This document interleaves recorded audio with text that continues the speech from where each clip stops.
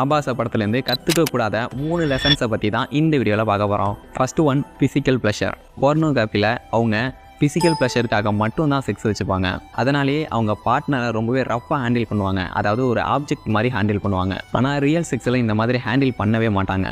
நீங்கள் இந்த மாதிரி உங்கள் பார்ட்னரை ஹேண்டில் பண்ணீங்க அப்படின்னா அவங்களுக்கு ஃபிசிக்கலாகவும் மென்டலாகவும் நிறைய ப்ராப்ளம்ஸ் வரும். Second one, selfish sex. போர்னோகிராஃபியில் தன்னோட செல்ஃப் சாட்டிஸ்ஃபேக்ஷனுக்காக ஆப்போசிட்டில் இருக்கிறவங்களோட பர்மிஷன் கூட இல்லாமல் அவங்க கூட செக்ஸ் வச்சுக்கிற மாதிரி காமிப்பாங்க. இந்த மாதிரி ரியல் லைஃப்பில் பண்ணக்கூடாது. ரியல் செக்ஸில் தன்னோட சாட்டிஸ்ஃபேக்ஷனையும் ஹாப்பினஸையும் விட தன்னோட பார்ட்னரோட சாட்டிஸ்ஃபேக்ஷன் ஹாப்பினஸுக்கு தான் ப்ரையாரிட்டி கொடுப்பாங்க. Third one, communication. போர்னோகிராஃபியில் ஆக்ட் பண்ணுற 2 பேருக்குள்ள எந்த விதமான கம்யூனிகேஷனுமே இருக்காது. ஆனால் ரியல் செக்ஸில் அப்படி இருக்கக்கூடாது.